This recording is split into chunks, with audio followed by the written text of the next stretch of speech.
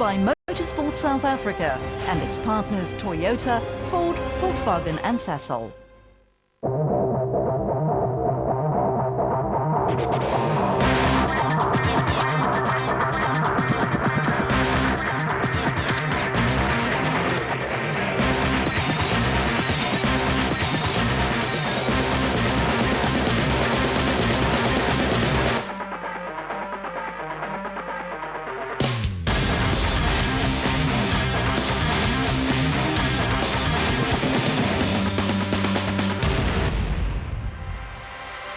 This is it.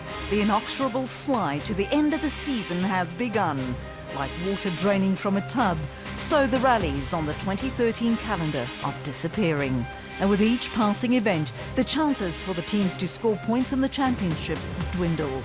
With 5 rounds already behind them, the teams competing in Class S1600 for front-wheel drive vehicles with engines no larger than 1600cc are simply running out of chances to score. At this point, every finish helps, but every podium is like gold dust. The year has produced 3 victors to date, with Namibian Thilo Himmel and Gauteng-based Clint Weston sharing the bulk of the spoils. Ashley Haig-Smith, however, muscled in to the winner's circle on the last event, signalling his intent to mount a late charge for the championship. But the top drivers in the Class S1600 standings are bunched impossibly close together, so a few good results for Haig-Smith could swing the game his way quite easily, if he only had time. And that's what made the Toyota Cape Dealer Rally such a pivotal event on the calendar. The championship had gotten serious after the Ford Dealer Rally, which signalled the midway mark in the 2013 season. Now, with just a few events in hand, literally every corner counted. Wrong slotting or checking in at the wrong time are usually minor errors in the sport of rallying. But with the championship balanced on a knife edge, even one of those little transgressions could make the difference between glory and the one that got away. Despite the names of Weston and Himmel topping the standings more often than any others, it wasn't their names at the top of the log after round 5 of the championship. No, going into the Toyota Cape Dealer Rally, it was Matthew Vasey-Lyle who was at the top of the pile, and with good reason too. We've been consistent every rally. The plan for this rally is to keep it that way, and the crew's done a good job of preparing the car. We've had no problems so far. So it's clear that good finishes are a key factor in this championship, and no one knows that better than former class champion Craig Trott. Trott, who campaigns the Team Total Toyota Runax, has many class championships under his belt and was in second place, just 2 points behind Vasey-Lyle after 5 rounds. The gap to third-place man Clint Weston was only 1.5 points, however, so neither Vasey-Lyle nor Trott could afford any poor finishes. To make things even more interesting, positions 4 and 5 on the log were occupied by drivers on exactly the same points, both of them only 6 points behind Vasey-Lyle. The drivers in question were Thilo Himmel and Chad van Beurden, both of whom still had a very real shot at the title. And behind them, now in 6th after a great fight from behind win, is the suddenly resurgent Ashley Haig-Smith in the Castrol-supported Ford Fiesta R2. Further back still is a host of competitive crews, all within a win of the top of the table. But winning in Class S1600 is anything but easy.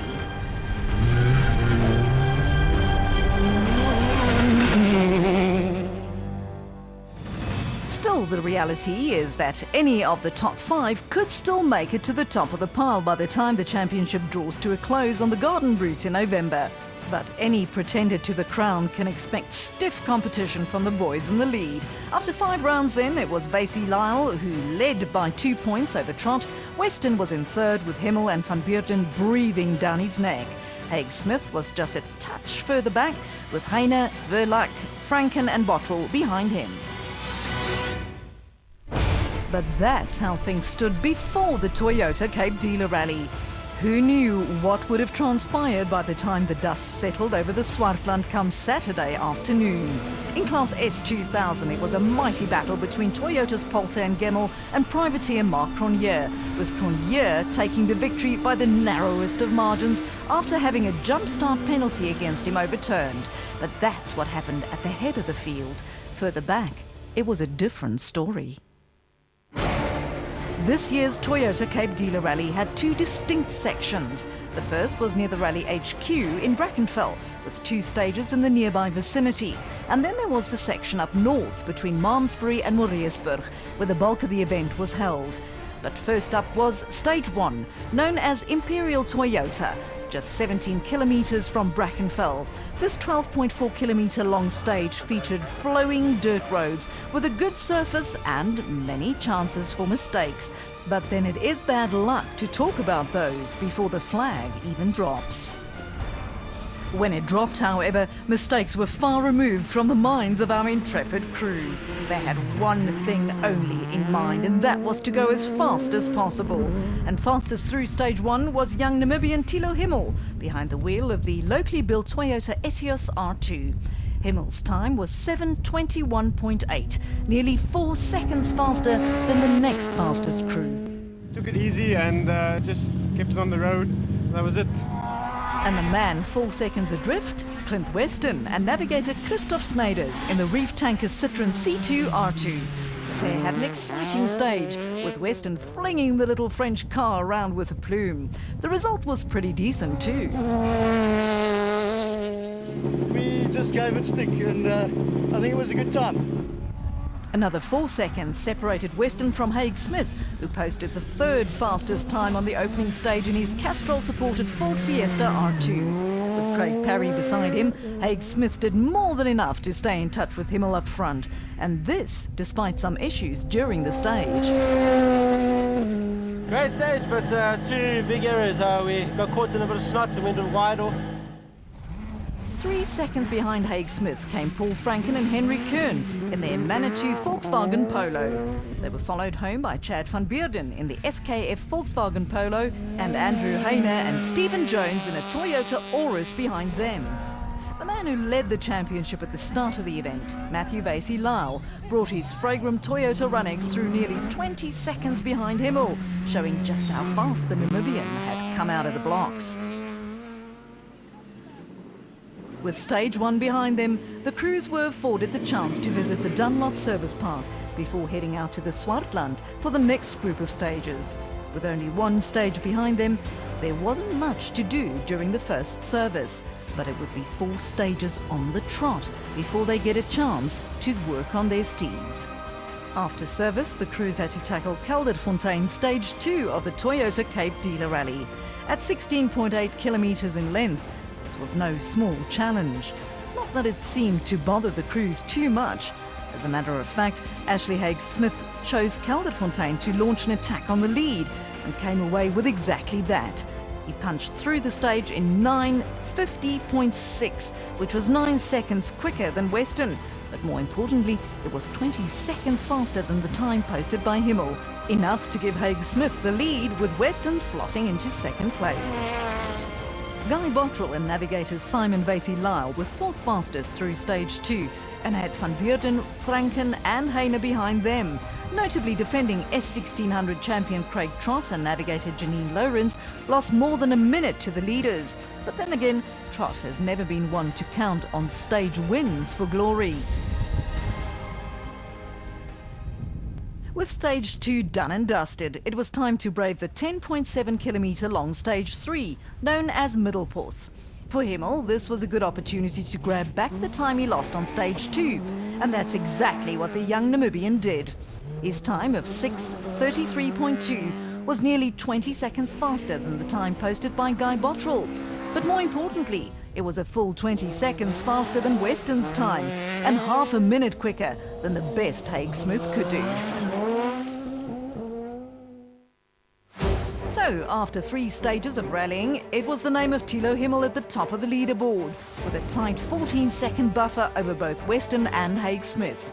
Behind them, Bottrell was holding on to 4th, Van Beerden had 5th, and Franken was surviving in 6th place. Defending champion Trott was in 9th, already more than 2 minutes adrift of the leading time. After a quick refuel, the teams headed to Niverdam, Stage 4. This 24-kilometre-long stage was the last of the day's dirt stages, with only a crowd-pleasing romp in Brackenfell to follow. So this was the last chance to peg your lead if you were Thilo Himmel. Not that the youngster needed any coaxing. He posted the 8th fastest time on the stage, as in the 8th fastest overall, including the S1600 machines. This was a full 40 seconds quicker than his nearest competitor, though Himmel was typically calm about his performance. We pushed, but we have no clutch, but there was no problem. We still did a good stage time. One can't really say that anyone behind Himmel posted good times, not after they got thumped by 40 seconds. But the next best time belonged to Chad van Beurden in the SKF Polo. Yeah, I don't know, the stage was wet in place, it was very fast, lots of jumps and bumps. But yeah, we're happy we're through and we got a good time. The weather conditions were making it tough for the reef tanker Citroën crew of Weston and Snydert, with water coming in through the bottom of their little car. As a result, Weston lost 50 seconds to Himmel on the stage. Even so, he had a lot to be upbeat about. There were a lot of tricky areas, no doubt. Got to be very careful, but fast and very wet. Guy Bottrell and Simon Basie-Lyle were next quickest. His time was good, especially considering the issues he was experiencing with his Yato-sponsored Toyota Runex. We're not as quick as the newer cars, but you know, we just got to make sure we get to the end. The wet weather was most likely also the reason for the problems in the Manitou camp. Franken and Kern in their Volkswagen Polo posted a reasonable time, but not without difficulty. About halfway in the stage we started getting a big misfire, so... After stage 4, it was time for the tired and wet crews to head back towards Brackenfell for a quick 1.3 kilometre dash through the car park at the Cape Gate shopping centre. These little crowd pleasers seldom do anything to change the result of the day, and this time was no exception. For the record, Weston went quickest, followed by Bottrell, Heine, Van Beurden and Laurens van Rensburg in the 7 Films Ford Fiesta R2. Himmel lost 7 seconds to Weston on the stage, but it hardly mattered in the greater scheme of things. That's because Himmel now held a 50-second lead, with Weston simply unable to match the Namibian's pace. Van Beurden was 1:20 behind, with Bottrell holding on to 4th. Heine and Kurze came next, followed by former champion Trott in 7th. Van Rensburg, Haig Smith and Van der Westhuizen rounded out the top 10. With stage 5 behind them, it was clear that Himmel was going to be the man to beat on day 2. But with a 50-second lead and more rain predicted, it seemed unlikely that anyone could catch him. Then again, stranger things have happened. Join us after the break for more action from the Toyota Cape Dealer Rally.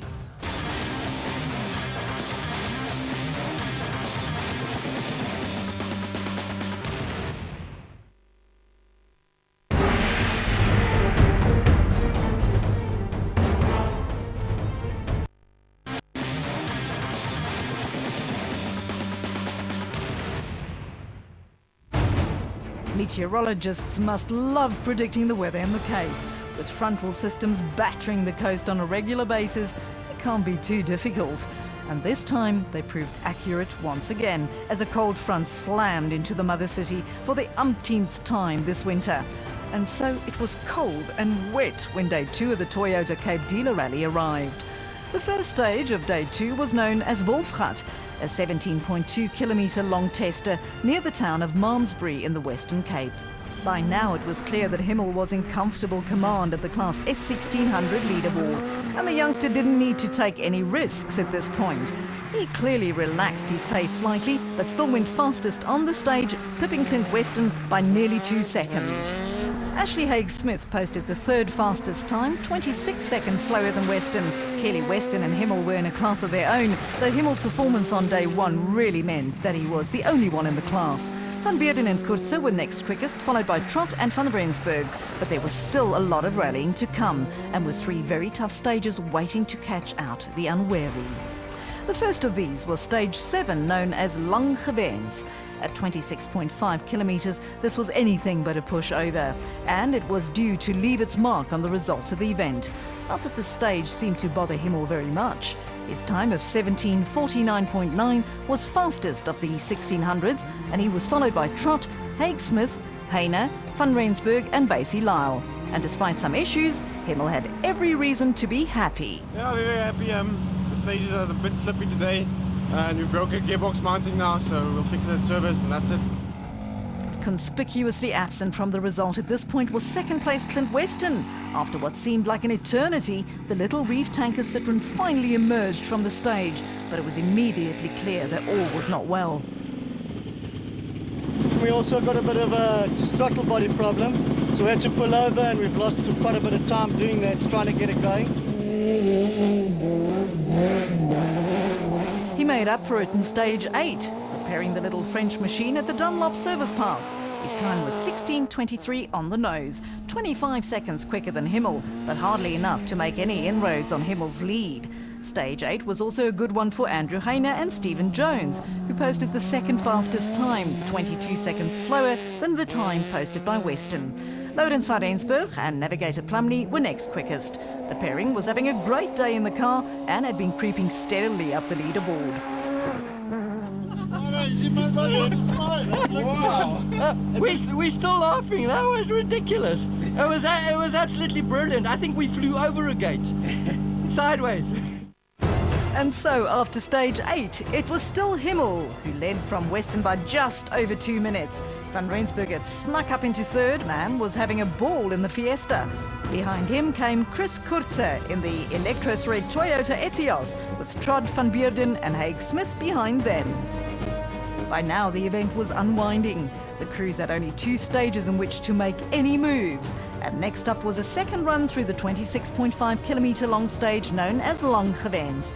This time it was employed as stage 9, and the crews would have learned from the first running earlier in the day.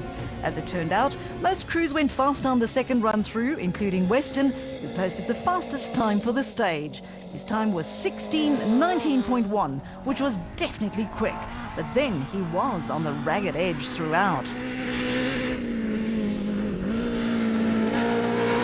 We went like crazy there. We hit jumps very badly. We launched ourselves, that frightened him. He lost his space in the notes because we were just launching all over the place. They may have won the stage, but unfortunately for them, only by 5 seconds. Second place on the stage went to Thilo Himmel, who was still completely in control of the rally. He had nothing to prove and no reason to push, so giving Weston 5 seconds hardly bothered Himmel. Yeah, we're leading the rally and we're just taking it easy, just controlling the pace, and that's it. Next fastest through the stage was Ashley Haig Smith in the Castrol Ford Fiesta R2. His time was more than 20 seconds slower than Himmel and didn't do much to influence his position. For Haig Smith, this must have been disappointing after his win on the previous event. Andrew Heine and Lourens van Rensburg were next quickest, and they were followed by Matthew Vasey-Lyle, Craig Trott and Chris Kurzer. And then it was the final stage of the Toyota Cape Dealer Rally.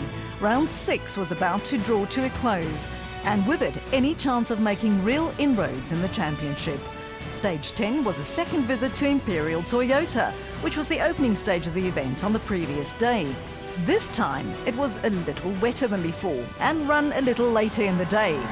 The conditions didn't seem to worry Weston very much, however, as he proceeded to win his 3rd straight stage. The Citroen driver clearly had a point to prove, but it was too little, too late, as he only gained 16 seconds over Himmel. Second fastest, however, was not Himmel, but rather Haig Smith, who was also clearly on a mission. He slotted in between Weston and Himmel and did just enough to gain a position on the standings. Matthew Vasey-Lyle and Chris Kurzer were next fastest, followed by Lourens van Rensburg and Craig Trott. For all of these crews, the news was good. They managed to complete what was undeniably a tough event, and completing the rally meant points in the bag. And as we've been saying, every single point can make a massive difference come end of the season. And here's confirmation of Himmel's dominance in the Cape. His winning margin was whittled down to 1 minute 42 in the end, but mainly because he backed off in order to preserve his car. Weston took second, with Lourens van Rensburg taking his first podium in class S1600. Kurzer came fourth, Trott took fifth, and Haig Smith had to settle for sixth. Van Beurden, Vasey-Lyle, Bottrell and Heine completed the top 10.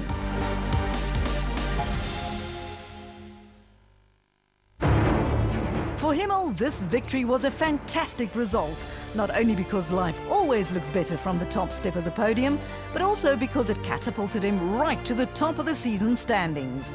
He undeniably had every reason to be pleased. Yeah, we had a good first day. I think we took it easy the first two stages, and then from there we pushed. And today was just keeping it on the road and just controlling the pace. We backed off a bit too much, but it didn't matter because we still won, so I'm very happy. For Himmel, the Cape brought nothing but good luck and a great finish. But the final word has to go to third-placed man Lourens van Rensburg as he exited stage 9. Cape Town spectators are amazing. They're not scared. There were two guys standing at like a right 9, and we came flying in there, lost control. I was like, ah! And they stood there with their clippies and coke. We nearly rode over them. They didn't even spill. They just went cheers. And we went, they're unbelievable. It was brilliant. We loved it. And there you have it. The Cape spectators take the lead as judged by the drivers. Why don't you join us on the next event, which represents round 7 in this year's championship. It takes place on October 18th and 19th in Polokwane and offers you the opportunity to pit the Cape spectators as the best in the country. See you there. All the highs and lows from the Toyota Cape Dealer Rally 2013 was brought to you by Motorsport South Africa and its partners Toyota, Ford, Volkswagen and Sasol.